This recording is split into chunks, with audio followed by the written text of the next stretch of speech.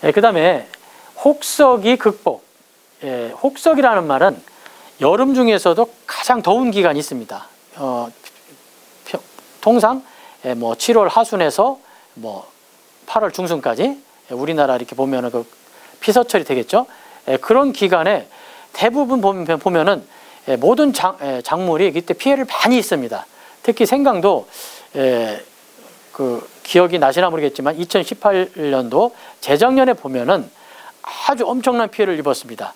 그 그래프에서도 보셨지만은 재배 면적은 비슷했지만은 수량이 거의 뭐 한 50%가 줄었습니다.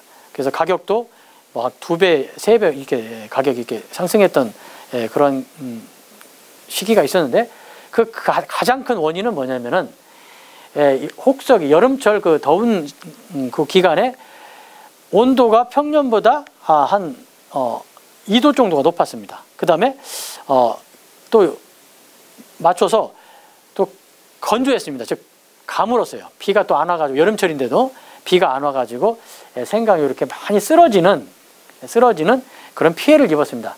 그래서 이러한 것을 우리가 크게 경험하다 보니까 어떻게 관리를 할 건가 그런 것을 정리해봤습니다.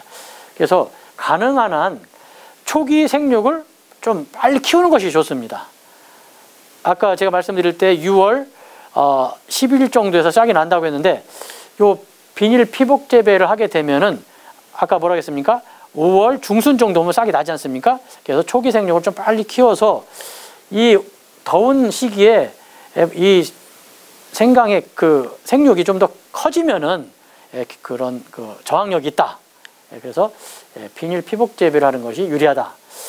그 다음에 그 밭의 그 어떤 환경이 지하수가 좀 풍부한 그러한 밭이라고 하면은 저녁 시간에 스프링클러를 통해서 이렇게 살포를 해주면은 푸몬이라고 해요. 푸몬은 뭐냐면은 생강 그 자체 그 경엽의 어떤 온도 있죠. 그것이 좀 떨어져가지고 또 지온도 떨어지고 해서 상당한 효과를 볼 수가 있다. 그 다음에 차광 재배를 아까 말씀드린 대로 한 35% 되는 차광률을 가진 차광망을 사용해서 고온기 7, 8월 달 이렇게 해주게 되면은 상당히 효과가 있습니다.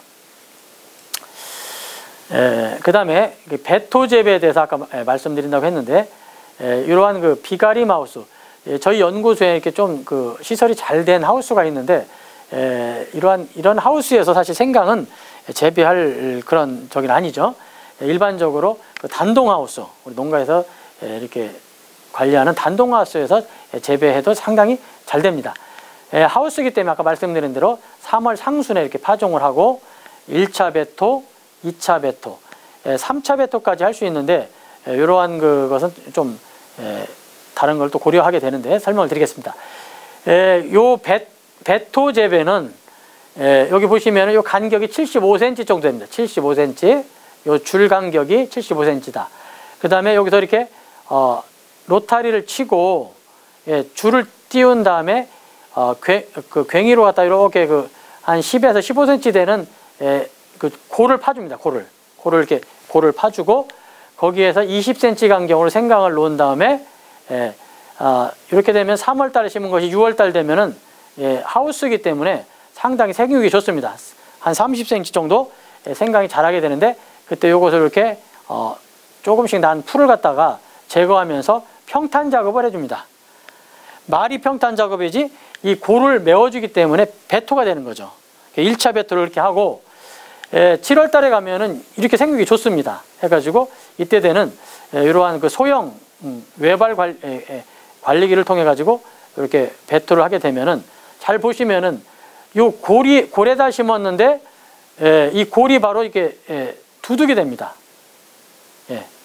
이랑이 되고 반대로 고랑이 되겠죠. 이렇게 역전이 되는 거죠. 이런 식으로 해가지고 실제적으로 보면은 생강이 여기서 이렇게 그 골에다 심었는데 또 이렇게 배토를 하니까 상당히 깊게 묻혀져 있는 거죠. 그래서 이러한 상태에서 생강이 막 그 생육을 하려다 보니까 생강의 형태가 어떻게 바뀌냐면은 이렇게 바뀝니다. 이렇게 처음에 그 사진 드린 대로 그래서 생강이 수량이 늘어나고 품질이 좋아진다. 이렇게 이해하시면 되겠습니다. 그래서 이것이 이제 저희 연구소에서 생산한 중생강이 되고요. 그 다음에 배토 재배를 통해서 만든 소생강이 되겠습니다. 이건 중국 생강이 되겠습니다. 그 다음에 저희 연구소에서 이렇게 생강의 그 품질을 좋게 하기 위해서 또는 우리가 그 품종 개발을 하고 있는데 그런 개발된 품종을 단시간에 이렇게 대량 증식하기 위해서 조직 배양 기술을 우리가 연구하고 있습니다. 그래서 저희가 연구한 것 중에 생강을 어떻게 하면은 이렇게 배양병에서 단기간에 빨리 키울 수 있냐, 그러기 위해서는 이 배지 조성, 여기 들어가는 설탕이라든가 여러 이러한 그 시약들 있죠. 이런 것들을 어떻게 조성할 거냐 연구를 해가지고 발표를 했습니다. 참고하시면 되겠습니다. 그래서 이렇게 우리가 개발된 배지를 사용하게 되면 상당히 생육이 좋았다. 처음에 이러한 그 조직배양이 된 이러한 그 조직배양 묘가 되겠죠.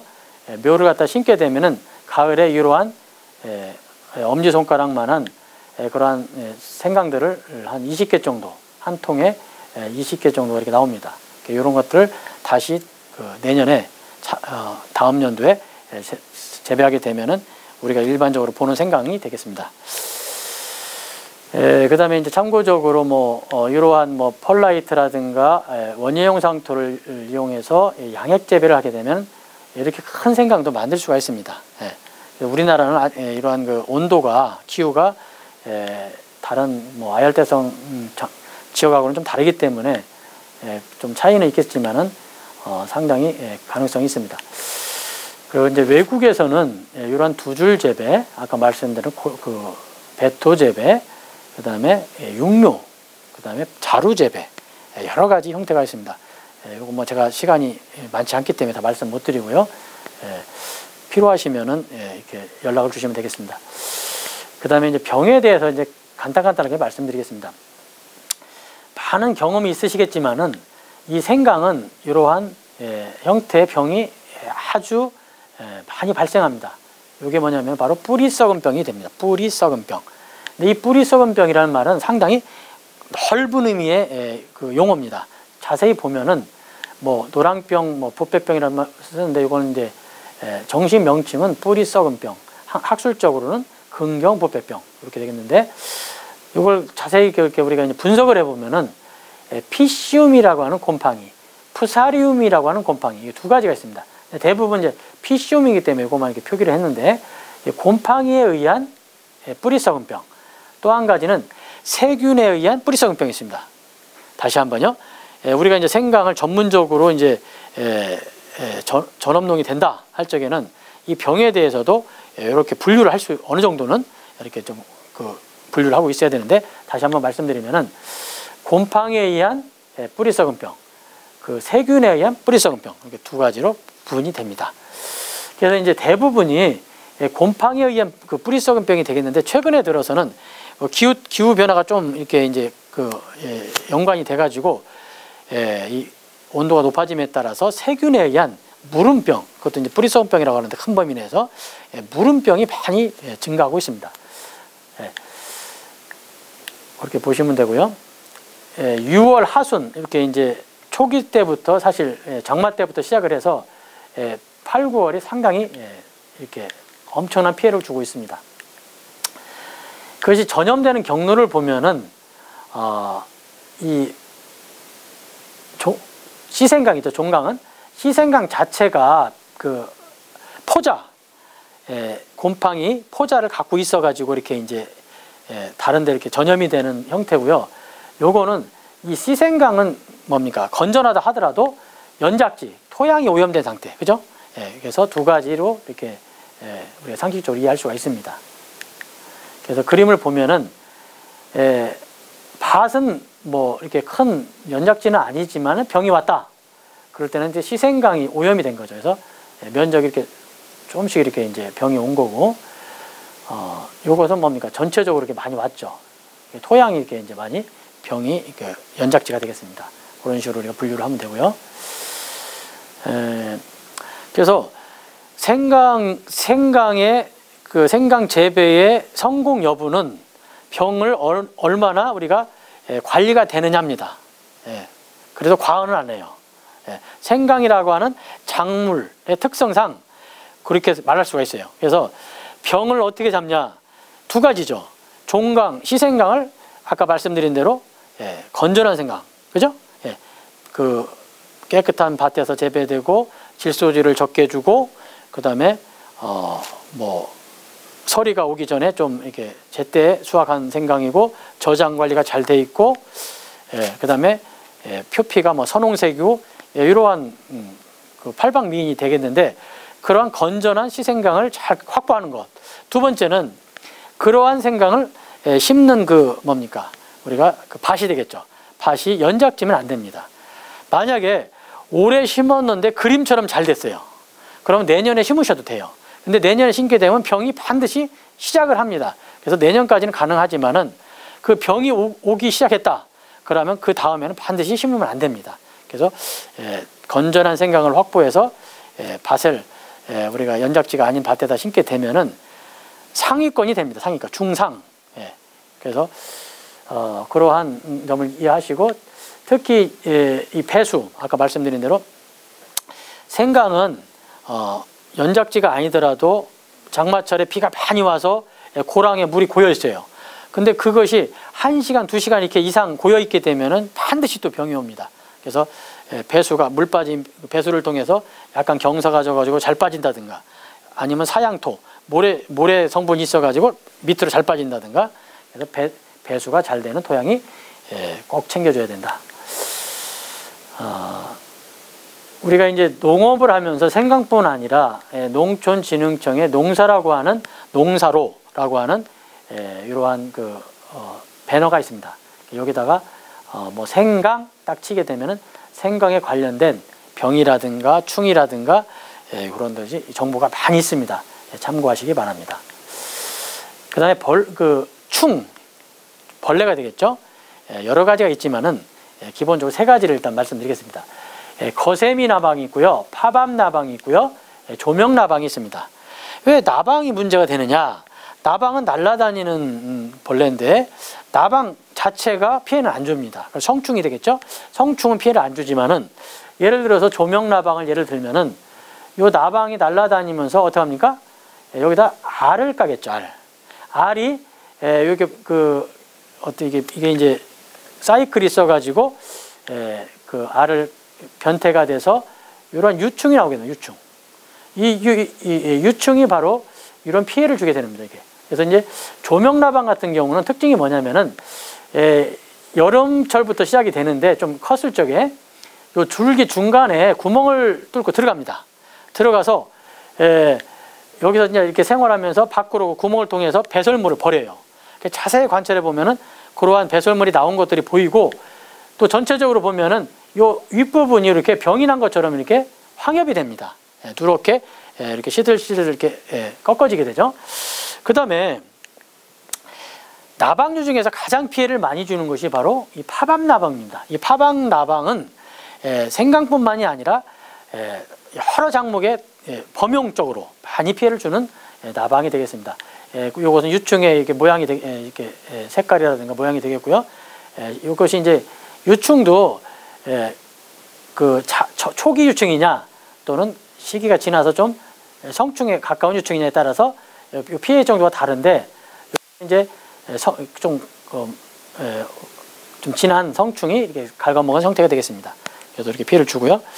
그 다음에 이 거세미 나방은 좀 이렇게 나방 그 형태가 좀 큽니다. 그 유충 형태가 색깔이 좀 짙어가지고 이러한 그 유충이 언제 피해를 많이 주냐면은 생육 초기 생강이 6월달에 이렇게 초에 이렇게 올라오기 시작할 때 그 어린 그런 싹을 갖다 이렇게 이제 절단합니다. 해가지고 아주 그 초기에 피해를 많이 주는 이러한 거세미 나방이 되겠습니다.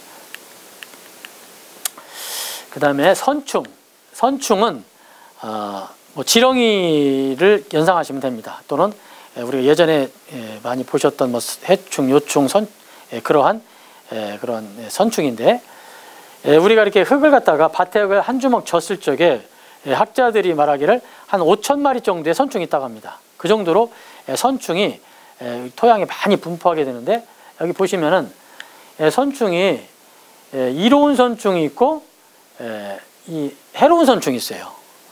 이 부식성이라고 하는 거는 예를 들어서 우리가 이제 유기물을 갖다가 밭에다가 이렇게 뿌리게 되면은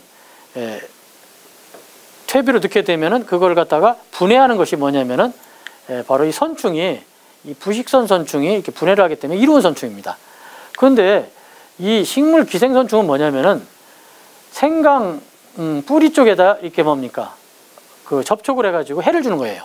그래서 선충도 익충이 있고 해충이 있다. 그런데 생강에 무슨 뿌리 썩은 병이 왔다, 무름병이 왔다, 여러 가지 병도 이런 해충하고 연관이 있다는 보고가 있습니다. 해충이 먼저 가해를 하고 그 상처 부위에 이렇게 이제 이렇게 병이 따라와서 피해를 주고 있다. 그래서 우리가 사실은 토양이 연작지다, 연작 피해가 있다, 이런 말을 많이 쓰는데, 연작지라고 하는 얘기는 뭐냐면은 사실은 병하고 이러한 해충이 많이 이렇게 지금 분포한다는 얘기입니다. 아주 많이 이렇게 머무르고 있다는 얘기죠. 그래서 우리가 이제 생강을 3년 한밭에서 심게 되면은 생강에 해로운 이런 해충들이 많이 이렇게 우점을 하게 돼요. 그래가지고 그런 해를 주게 되고 또 병이 또 따라와서 병이 많이 발생한다. 이게 바로 이제 대표적인 뿌리옥 선충의 피해 그림이 되겠습니다. 우리가 생강을 이렇게 저장하다 보면은 이러한 것들이 많이 나오는데, 이걸 현미경으로 보게 되면 여기에 선충이 많이 이렇게 올라와 있어요. 상당히 이렇게 좀 보기 좀 징그러울 정도로 많은 선충이 있습니다.